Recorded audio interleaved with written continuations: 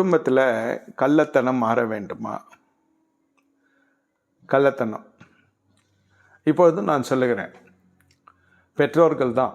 அதாவது கணவன் மனைவி. பெற்றோர்னால் இப்போ உங்களுக்கே 50 வயசு 55 வயசு ஆகிடும். மறிக்கிற தருணத்தில் இருக்கிற பெற்றோரோ அல்லது உலகத்தை விட்டு கடந்து போன பெற்றோரோ இருவரில் ஒருவர் இருக்கிறவர்களே சாட வேண்டும் என்பதற்காக இதை நான் பிரசங்கிக்கவில்லை, போதிக்கவில்லை. நீங்களே பெற்றோராக இருப்பீங்க. ஒரு வேளை உங்கள் பெற்றோர்கள் செய்த ஒரு தவறாக இருந்தாலும் இனி வருகிற நாட்கள் நீங்கள் உங்கள் பிள்ளைகளுடைய வாழ்க்கையில் இந்த தவறும் செய்யக்கூடாது.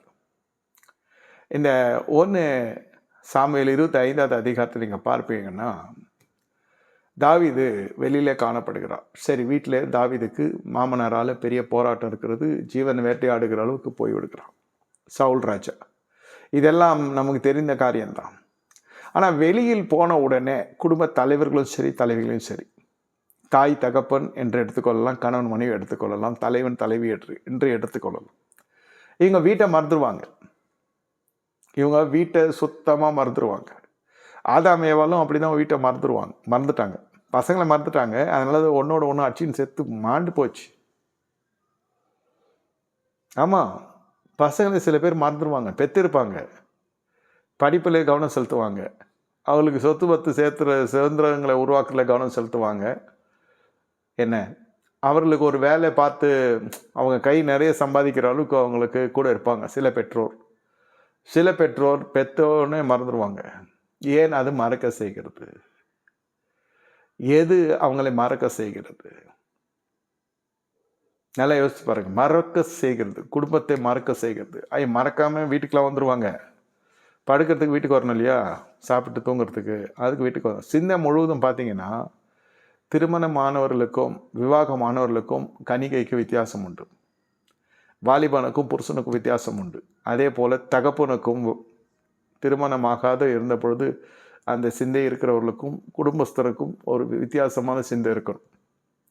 என்ன தாவீது குடும்பத்தை மறந்துட்டாருன்னா, வீட்டில் இவ்வளோ பெரிய போராட்டம் இருக்குது. 1000 விதவைகள் ஒரு நாட்டில் உருவாவாங்க. ஒரு நாளைக்கு 1000 விதவைகள் வருவாங்க.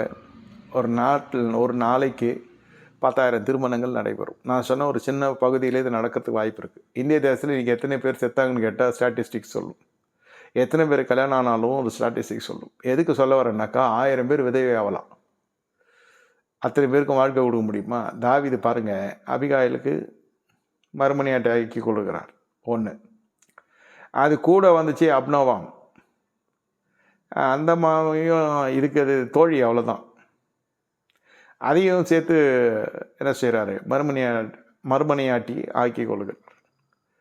வனாந்தரத்தில் போய் இந்த மனுஷன் சவுலுக்காக பயந்து தலைமுறை வானான். அங்கே போய் பார்த்தாலும் ஒரு 2 பெண்களோடு புது கொடுத்துட ஆரம்பிக்கிறான். கேள்விப்பட்டதும் சவுல் கோபம் கொண்டு அவன் போய் மீகால கொண்டு போய் வேற ஒரு மனுஷனுக்கு கல்யாணம் வச்சிடுறாங்க. நடக்குதா இல்லையா? நீ எதை செய்கிறாயோ அது உனக்கு விதைக்கப்படும். அந்த திருமணம் தவறா சரியா என்பதெல்லாம் முக்கியம் இல்லை. 1000 நுனித்தோல் கொண்டவளை நீ இழக்கிறதுக்கு நீ அந்த இடத்துல கவனம் செலுத்தலை. ஏன்னா அந்த அம்மா வாழல, அது வந்து சவுலுக்கு மகளாக இருந்ததுன்றது எல்லாம் உண்மைதான். ஒரு தவறை சரி செய்வதுக்கு தான் அபிஷேகமே தவிர, தவறை சுட்டி காட்டி மேலே மேலே தவறிலே பயணம் பண்ணுவதற்கு அபிஷேகம் இல்லை. அதை புரிஞ்சுக்கணும். தாவீது எவ்வளோ பெரிய மனுஷன். பட்டயத்தை உருகின்றதுக்கு முன்பாக பட்டை இடுப்பு பக்கம் கை போனாலே ஜனங்க பயப்படுவாங்க. அவ்வளோ பெரிய யுத்த வீரன், சன்மார்க்கன், என்ன பராக்கிரமசாலி. கர்த்தருடைய மிகப்பெரிய ஒரு அபிஷேகம் மீது இருக்கிறது. அதனால் எல்லாரும் போட்டி போட்டு கொண்டு வந்து பெண்களை கொடுத்து உறவின் முறையாக மாற்றி கொண்டு தங்கள் ராஜ்யத்தை எல்லைகளை காத்து கொண்டாங்க. ஆமாம், அப்சலோமுடைய அம்மாலாம் அப்படி தான் வந்தது. கேசூர் மன்னனுடைய மகள் அது மாக்கா.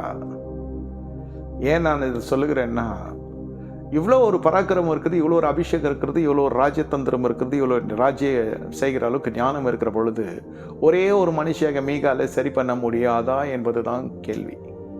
அதை காரணம் காமிச்சு 9 மறுமணியாட்டிகள் வீட்டுக்குள்ள வந்தாச்சு. கேட்ட ராஜாவுக்கு அது சரியில்லை, ராஜாவுக்கு அது சரியில்லை, ராஜாவுக்கு மனைவி சரியில்லைன்றது எப்படி கோலியாத்தை ராஜா வென்றார் என்ற தலைப்பு செய்தியிலே வந்து மிகப்பெரிய ஒரு பிரபலம் வந்ததோ, சவுல் கொன்றது 10,000, தாவீது கொண்டது 16,000 சொற்றொடருக்குள்ளே வந்தது எவ்வளோ பெரிய பிரசித்தியை உண்டு பண்ணினதோ, அதே போல தாவீது மீகாலோடு வாழவில்லை என்பது ஊரறிந்த உலகறிந்த உண்மையாகிவிட்டது. ஒரு நல்ல ஆவிக்குரிய மனுஷனுடைய சிந்தை எப்படி இருக்கணும்? தன் குடும்பத்தாரை விசாரிக்கிறதா இருக்கணும். அது 1000 பெண்கள் பலவீனம் கொண்டவர்களாக இருக்கட்டும். இதை பாருங்க, அந்த வீட்டை விட்டு வந்தாலே நாள் மறந்துடுது. அந்த மனசை மறந்துட்டான். தான் திருமணம் ஆயிருக்கு, திருமணமே இங்கே கோளாறுல இருக்குது, அதுக்குள்ளே 2 மறுமனையாட்டியை கூப்பிட்டு வரேன்னா எந்த சிந்தையிலே நீ செயல்பட்டு கொண்டு இருக்கிறாய்? கர்த்தரோடு இருக்கிறார், இல்லைன்னு சொல்லலை. தாவீது கர்த்தருக்கு இருதயத்துக்கு ஏற்ற மனுஷன், இல்லைன்னு சொல்லலை. நிறைய பேர் இப்படி தான் ஜெபிக்கிறோம், ஆவிக்குரிய வாழ்க்கையில் பிரகாசிக்கிற நட்சத்திரமாக காட்டி கொண்டிருக்கிற ஜனங்க ஒரு இடத்துல அவர்களுக்கு அபிஷேகம்லாம் நல்லா கிரியை செய்யும். ஆவிக்குரிய வாழ்க்கையில் குடும்பத்தை கோட்டை விட்டுருவாங்க.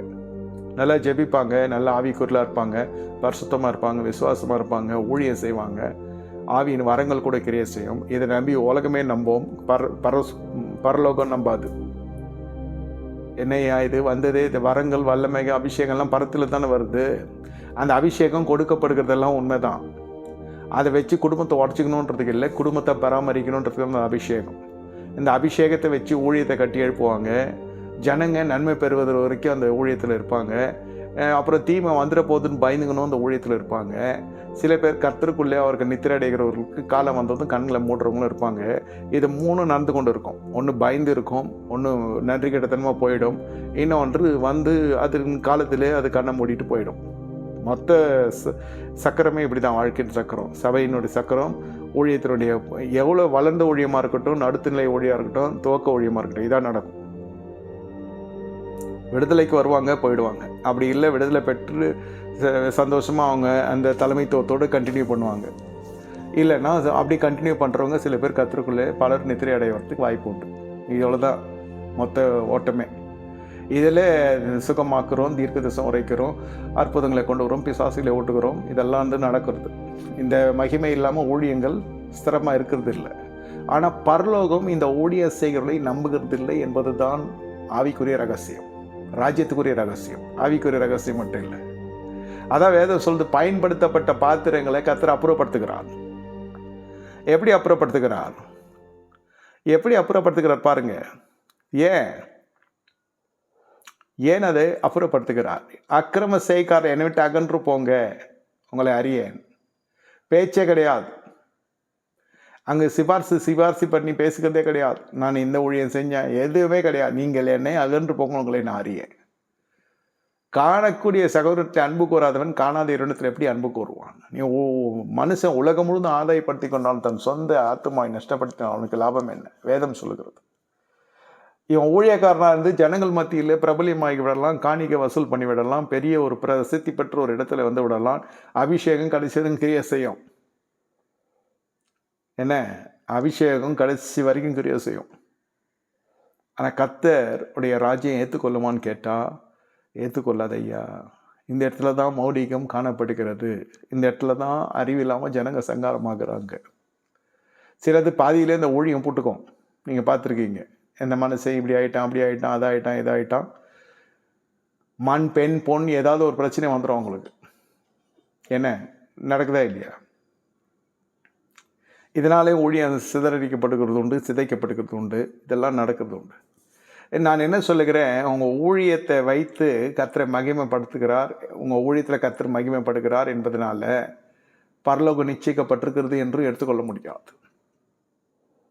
என்னைய எப்படி சொல்கிறீங்க, ஊழியக்காரனே பரலோகத்துக்கு போக முடியாதான்னு கேட்டால் அதுதான் ரகசியம். வருகையில் எடுத்துக்கொள்ளப்படுவாங்களா, எடுத்துக்கொள்ளப்பட மாட்டாங்க யாருன்னு கேட்டால் ராஜ்யத்தினுடைய சிந்தை தருத்தவர்கள் இந்த பூமியில் வாழுகிற பொழுதே அந்த இடத்துல எல்லாம் காணப்படும். இல்லை போய் 2 பெண்மணியை திருமணம் செஞ்சு கொண்டு வராரு. இப்போ வீட்டில் இருக்கிற அந்த 1000 நுனித்தோல் கொண்ட அந்த சுய வரத்தில் திருமணம் செய்யப்பட்ட அந்த மீகால் வேறொருத்தருக்கு மனைவி ஆக்கப்படுகிறார். முதல் மனைவி அவ. அதுக்கப்புறம் சவுல் ராஜா இறந்த பிறகு அவளை அப்னேர யோவாப்பை கொண்டு வா, அவளை மறுபடியும் அழைத்து கொண்டு வான்னு சொல்கிறான். அவர் வந்து விடுறா. அந்த அம்மா பயம், அதிகாரம் இருக்கு இல்லையா, தாவீதை கண்ட பயம். சரி அப்பாவும் இல்லை, இப்போ எதுவும் இல்லைன்னு நேராக பெத்த புள்ளியாவிட்டே கொடுத்துட்டு ஓடி வந்துடுறான். அவன் அழுது கொண்டே வரான் கொஞ்சம் தூரம். என்னை கேட்டுக்கொண்டிருக்க தேவனோட ஜனமே, இந்த இந்த எதுக்கு நான் இதை சொல்கிறேன்னா, இல்லை கொஞ்சம் ஆகிலும் நமக்கு இருக்கிற ஓட்டைகளை சரி பண்ண தெரியணுன்றது தான் நான் சொல்கிறேன். இருக்கிற ஒரு மனைவி முள்ளாக இருக்கா, அதை முள்ளுன்னு சொல்லி காமிச்சே 10 பெண்களுடைய இறக்கத்தை சம்பாரித்து வர்றவங்களுக்கு ஒரு அதிபதியோடு வாழ ஆசை இருக்கும். வனாந்தரத்தில் இருந்த தாவீது இல்லை இப்போது. வனாந்தரத்தில் ஆடுகள் யார் வசல் விட்டு வந்தாயின்னு ஏச்சும் பேச்சும் சகோதரத்தை வாங்கினேன். அந்த கை கட்டி சேவங்க பண்ண காலம் இல்லை. தாவீதருடைய கண் அசைவில் வேலை நடக்குது.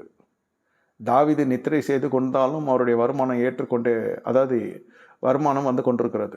ராஜ்யபாரத்துக்குள்ளே வந்த பிறகு ராஜ்யம் முழு தேசத்தினுடைய அதிகாரமே அவருடைய கருத்தில் வருகிறது. இந்த அதிபதியோடு வாழ்வதற்கு யாருக்காவது கசக்குமா? அதுவும் பிரசித்தி பெற்ற மனுஷன், மிக பிரபலியமான மனுஷன், பெண்களுடைய பலவீனம் தாவீது, தாவீதருடைய பலவீனம் பெண்கள். இப்படிப்பட்ட ஒரு மனுஷனை எல்லா இடத்துலையுமே கதவு திறக்கும். எவன் பொண்டாட்டியால் இருந்தாலும் விட்டுட்டு தான் வந்துடுறாங்க தாவீது பின்னாடி. நீங்கள் பார்த்தீங்கன்னா புருஷன் வந்து கிறிஸ்தனாவது செத்தான போதுன்ட்டு உடனே கிளம்பிடுச்சு இந்த அபிகாயில். அந்த அம்மா நல்ல அம்மா தான், நானே நிறைய வாட்டி சொல்லியிருக்கிறேன், போதித்திருக்கிறேன். இப்போ அது இல்லை விஷயம். இதுக்கு எல்லாம் காரணக்கர்த்தா யாருன்னு பார்த்தா, இந்த சூழ்நிலையை உருவாக்குறதுலே தாவீது மிகப்பெரிய ஆள்.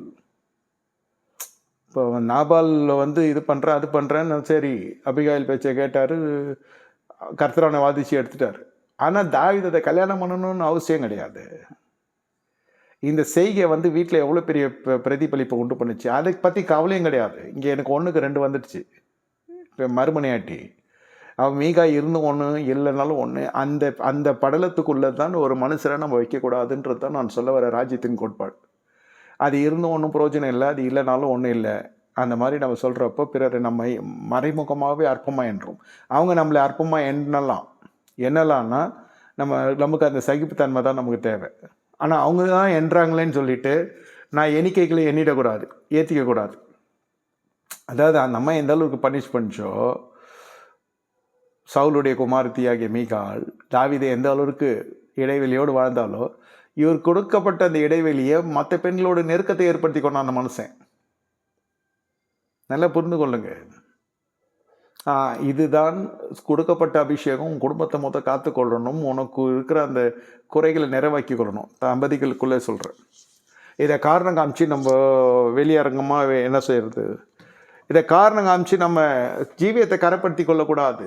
தேவையில்லாத ஜனங்களை வீட்டுக்குள்ளே கொண்டு வந்துடக்கூடாது. இது தெரிந்தே ஆக வேண்டாம். என்ன, இது தெரியாமல் நம்ம ஜீவியம் பண்ண முடியாது.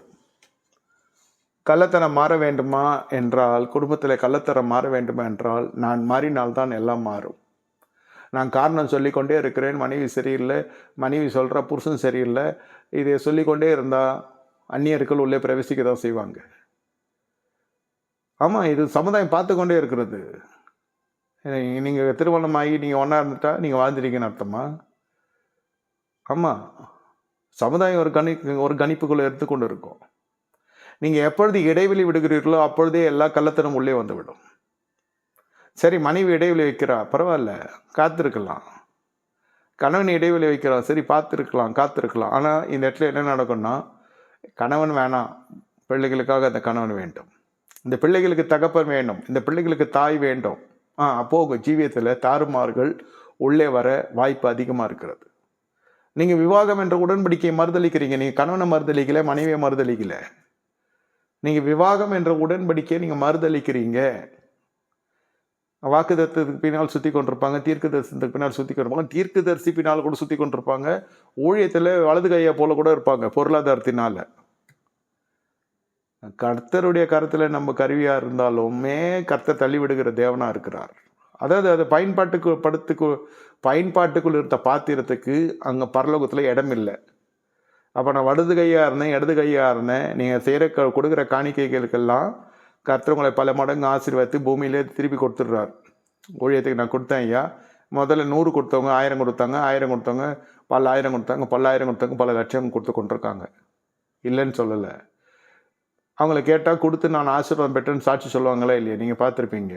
நோய் நொடி இல்லை, எனக்கு வழக்கு பிரச்சனை இருந்துச்சு, எனக்கு கையின் பிரயாசம் ஆசீர்வாதப்பட்டு கொடுத்து, இந்த ஊழியத்தை கொடுத்து நான் ஆசீர்வதிக்கப்பட்டிருக்கிறேன், இந்த சாட்சி வருதில்லை, இங்கே உங்களுக்கு அருளப்பட்டுடுச்சு.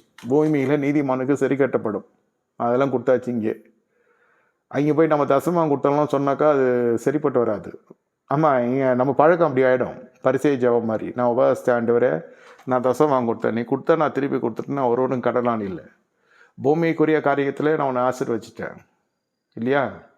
அதெல்லாம் முடிஞ்சிச்சு. இப்போது அப்போ என்ன செஞ்சால் பரலோகம் நம்போம்? நீங்கள் அந்த இடத்துல தான் யாரையும் அற்பமாக எண்ணக்கூடாது. மீகால் செஞ்சது தவறு இல்லைன்னு நான் சொல்ல. செல்லம்மா வளர்ந்த பொண்ணு, ராஜாத்தி, அது ராஜாவுடைய மகள். விஷயம் அவ்வளோ பக்கம், ரொம்ப பணக்கார வீட்டு பசங்களுக்கு அவ்வளோ பக்குவம் இருக்காது. ஆமாம், அவங்க ஒரு அடிப்படை காரியங்களுக்கெல்லாம் சிறுமப்பட்டு அதுலேருந்து ஜெயிச்சு வரவங்களுக்கு இருக்கிற அந்த அறிவும் ஆற்றலும் வேறு. தாவீதுக்கு இருந்த அறிவும் ஆற்றலும் வேறு. இவர் சின்னதுலேருந்து படிப்படியாக முன்னுக்கு வந்த மனுஷன். இவர் எல்லாமே யார் கூட வேணால் வாழ்ந்துருவார் இவர். அதாவது குடிசையில் இருக்கிற கூடியும் வாழ்ந்துருவான் தாவீது, கோடீஸ்வரி கூடியும் வாழ்ந்துருவான். அனுபவம் அந்த மாதிரி. சரி, இவ்வளோலாம் இருக்குதே, இந்த அனுபவத்தை வச்சு ஏன் மீகால கரெக்ட் பண்ணியிருக்கக்கூடாது, சரி பண்ணியிருக்கக்கூடாதுன்னு சொல்ல வரேன். எவன் முன்னாடி பின்னாடியோ இதோ ஆண்டவனேன்னு சொல்லி வர அளவுக்கெல்லாம் ஒரு ப்ரெசன்டேஷன் கொடுக்க தெரியுது தாவீது. ஏன் வீட்டில் இருக்கிற தன் சொந்த தோட்டத்தை நீ இழந்துட்டியே? புரியுதா நான் சொல்கிறது என்னன்னு உங்களுக்கு? இதனால என்ன நடக்குதுன்னு கேட்டால், பசங்களுக்குள்ளோ பெரிய பெரிய பிரச்சனைகள் வந்துடும். ஆமாம், வீட்டுக்குள்ளே நிறைய ப்ராப்ளம் ஆயிடுச்சு. இது குடும்பத்தில் கள்ளத்தனம் மாறணும்னாக்கா முதல்ல நான் ஒழுங்காக இருக்கணும். நான் பாட்டுக்கு என் இஷ்டத்துக்கு எல்லாமே பண்ணிக்கொண்டு என்னென்னமோ சொல்லிட்டு, அதாவது ஒரு சின்ன விஷயத்தை பெருசாக ஊதி காட்டுறதை பற்றி மீகால் எனக்கு இந்த மாதிரி பண்ணிட்டா. மீகாலுக்கு எனக்கு எந்த சம்மந்தமும் இல்லை. கல்யாணம் தான் ஆச்சே தவிர எங்களுக்குள்ளே வேறு ஒன்றும் இல்லை. இதுதான் ஊரில் இருக்கவங்க எல்லா பொம்பளையும் எல்லோரும் வந்து பரிசம் போட்டு ராஜாவை மறுமனையாட்டியாகி உள்ளே வந்து இதில் கேசூர் ராஜா மாக்காவோட அப்பாலாம் வந்து அப்சலோமுடைய தாத்தா சொல்கிறேன். இன்னொரு ராஜ்யபாரம் செய்து கொண்டிருக்கிற மனுஷன் தன் மகளை தெரிந்தும் சவுல் ராஜாவோட மாப்பிள்ளைன்னு தெரிஞ்சும் இன்னொரு பொண்ணை கல்யாணம் பண்ணி கொடுக்குறான்னா எந்த அளவுக்கு இந்த குடும்ப வாழ்க்கை தாறுமாறாக இருக்கிறது, எந்த அளவுக்கு இது பட்டணத்தினுடைய தலைப்பேசியாக மாதிரி இருக்கு சொல்கிறேன். இந்த மாதிரி தானே ஒவ்வொன்றும் கல்யாணம் ஆச்சு இவருக்கு தாவீதுக்கு. இப்போ இவங்களோடலாம் வாழ தெரிறத ஆன கல்யாணத்தை நீ ரிப்பேர் பண்ணிக்க தரலையன்றது தான் பிரச்சனை. ஏன்னா அவருக்கு தான் மாற விரும்பலை, தான் எண்ணத்திலேருந்து மாற விரும்பலை. நான் ரொம்ப கஷ்டப்பட்டு மேலே வந்தேன் ஐயா, நல்லது. ஜீவியத்தை எடுத்துக்கொள்கிற அளவுக்கு அந்த காலத்தில் சரி, நீ இன்னும் கேட்டால் நான் கொடுத்துருப்பேன்னு ஆண்டவர் சொன்னார், இல்லைன்னு சொல்லலை. கர்த்தர் அதான் சொல்கிறேன்னே, நீங்கள் கேட்டால் கூட கொடுத்துருப்பாரு. அன்றைக்கி அப்புறம் எல்லா பசங்களும் சேர்ந்து ஓட விட்டான்ல. அப்போ கர்த்தர் பலன் தான் கொடுத்தாரு, விடுதலை கொடுக்கல. விருப்பத்தை கர்த்தர் என்றைக்குமே கர்த்தரை எதிர்த்து நிற்க மாட்டார். ஆனால் அந்த விருப்பத்திற்குரிய விளைவுகளை நம்ம கிரயம் செலுத்தி ஆகணும். திருமணம் முக்கியமான இடம். எத்தனை வருஷம் வாழ்கிறோமோ அத்தனை வருஷம் அந்த மூலம் நம்மளை குத்தி கொண்டே இருக்கும். இதுக்கு தானே ஆசைப்பட்டோம், இதுக்கு தானே ஆசைப்பட்டோம், இந்த செய்யாமல் இருந்திருந்தோன்னா எவ்வளோ நல்லா இருந்திருக்கும், என் வாழ்க்கையிலே போச்சே அப்படின்னு எவ்வளோ பேர் வருத்தப்பட்டிருக்காங்க. ஆனால் வெளியில் வாழ்கிறதை போல் இருக்கும். ஆனால் இந்த அங்கலாய்ப்பு ஏன்? திருமண உடன்படிக்கையை கனப்படுத்துகிறது இல்லை, வாக்குத்தத்தத்தை மகிமைப்படுத்துறது, தீர்க்க தரிசனத்தை மகிமைப்படுத்துது. என் தீர்க்க தரிசனம் நிறைவேறலன்னு கேட்கறது, என் கர்த்தருடைய வார்த்தை நிறைவேறலன்னு கேட்கறது, மூல உபதேசத்தை, மூல உடன்படிக்கை, ரட்சிப்பு ஞானஸ்தான உடன்படிக்கையை நம்ம கனப்படுத்துறது இல்லை. திருவிருந்து உடன்படிக்கை கனப்படுத்துறது இல்லை, திருமண உடன்படிக்கை கனப்படுத்துறது இல்லை. பாருங்க. அப்புறம் எனக்கு குடும்பத்தில் கள்ளத்தை நான் மாற வேண்டும், நான் என்ன செய்யணும்? இதுக்கு உபவாச கூட்டம் வைக்கிறப்போ பக்கம் பக்கமாக ஜபக்குறிப்பு எழுதி கொடுப்போம். புருஷன் இந்த மாதிரி ஒரு லெட்டர் எழுதி கொடுப்பாரு, மனைவி பக்கம் பக்கம் எழுதி கொடுக்கும். என் புருஷன் 80 ஒருத்தி வச்சுருந்தான், 90 ஒருத்தி வச்சுருந்தான், 2000 ஒருத்தி வச்சுருந்தான், 2025 ஒருத்தி வச்சுருந்தான், இந்த மனுஷன் திருந்தவே மாட்டான் எனக்கு தெரியும்ன்ட்டு அதில் எழுதி கொடுக்கும். மேலே ஆரம்பிக்கிறப்போ என் புருஷன் ரட்சிக்கப்படணும் ஜெபம் பண்ணணும்னு சொல்லி தான் ஆரம்பிக்கும். ஸ்டோரியெல்லாம் படிக்கிறதுக்குள்ளே போய் பார்த்தா அவ்வளோதான். பெரும்பான்மையாக இது வருதா இல்லையா? இது ஆலயவாசிகள் செய்கிற காரியம். கர்த்தராகிய இயேசு கிறிஸ்து விசுவாசி நீயும் வீட்டை ரட்சிக்கப்படுவீர்கள், ஏன் இந்த வசனம் புலப்படலைன்னு தெரியல. ரட்சிப்பு கர்த்தருடையது, இருந்தாலும் காத்திருக்கல ஐயா. அந்த பெண்ணுடைய மனம் திரும்புவதற்காக இந்த மனுஷன் காத்திருக்கலாம். மனைவியோட மனம் திரும்புதல், ஒரே மனைவியோட நான் வாழ்ந்துருக்கலாமே. ஏன் யோசப் இல்லையா, யோபு இல்லையா, ஈசாக் இல்லையா? சொல்கிறேன் பாருங்க. இதெல்லாம் வந்து சாதாரணமான எடை போட்டக்கூடாது. இதெல்லாம் பின்னாட்களில் குடும்பத்துக்குள்ளே அந்த மனுஷன் ரொம்ப பசங்க சிறுமைப்படுத்த ஆரம்பிச்சிட்டாங்க. ராஜ்யபாரத்தில் ஒரு பெரிய சிறுமை வந்துடுச்சு. கடைசி வரைக்கும் அப்படி தான். விருதாப்பியம் வந்து பெட்ரிடன் ஆகி பெருசு படுத்துன்னு இருக்கு. எல்லாம் போத்தி படுக்க வச்சுருக்கானுங்க. அந்த கூட இருக்கிற இந்த அல்லகைங்கெல்லாம் சேர்ந்து 16 வயது கொண்டு அபிஷாக்கை கொண்டு வந்து திருமணம் பண்ணி வைக்கிறாங்கன்னா, எந்த அளவுக்கு தாவீதினுடைய விருப்பம் வெறியாய் மாறி, வெறி வந்து பலவீனமாக மாறி, ராஜா சாகிற டைமில் ஏதாவது ஹெல்ப் பண்ணுவார், நமக்கு ஃபேவர் பண்ணுவார்ன்ட்டு அவன் என்ன செய்யலாம்னு சொல்லிட்டு கரெக்டாக பார்த்து 14 வயது கொண்டு பூம்பாவையை கல்யாணம் பண்ணி வச்சுட்டாங்க. ராஜாவில் அறியவில்லைன்னு எழுதப்பட்டிருக்கு. அழகு, கண்களுக்கு பிரியமாக என்ன தாவீதுக்கு ஒரு விருந்து. அது ஒரு விருந்து மாதிரி அவனுக்கு.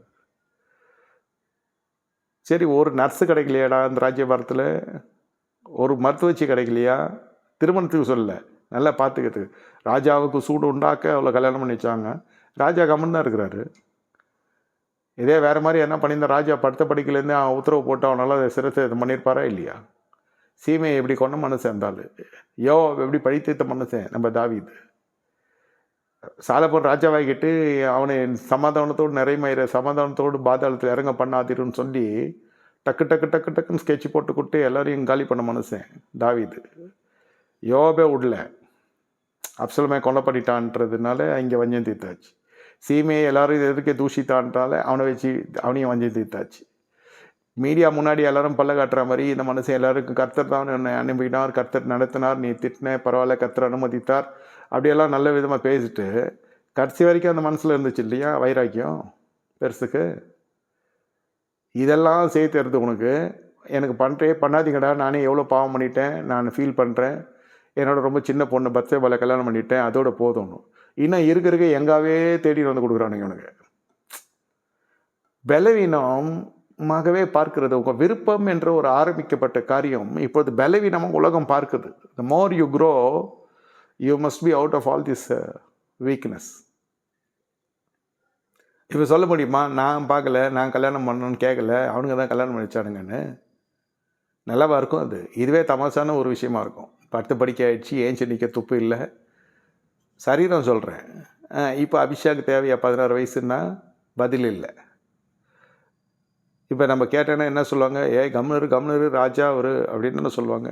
இல்லை மிஞ்சி போனேன்னு சொல்ல, அவர் அபிஷேகம் பண்ணப்பட்டவர், அவர் எவ்வளோ வேணால் வச்சுக்கலாம், நீ கேட்கக்கூடாதுன்னுவாங்க. எவ்வளோ வச்சுன்னு போங்கடா, ஆனால் சபையை நான் காப்பாற்றணும், போதகர் நான், என் மேலே விழுந்த கடப்பை நான் போதிக்கணும். இன்றைக்கும் இந்த தாவி இருந்துன்னு இருக்குன்னு சொல்ல வரேன். ஏன்னா இனி இதனுடைய விளைவுகளை குறித்து நம்ம வரும் பாகத்தில் பார்க்க போகிறோம். அடுத்த